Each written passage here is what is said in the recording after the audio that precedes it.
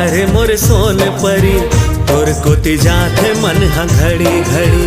हरे मोर सोन परी तोर कोती जाथे मन हा घड़ी घड़ी।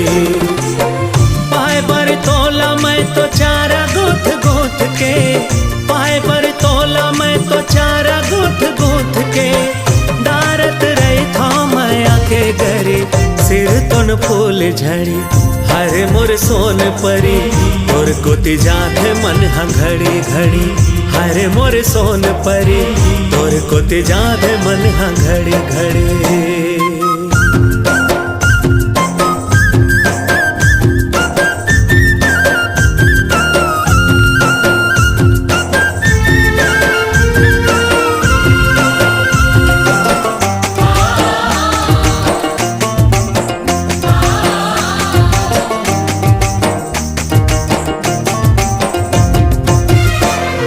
मोहनी सुरतिया सपना मा दिखथे रतिहा मोला।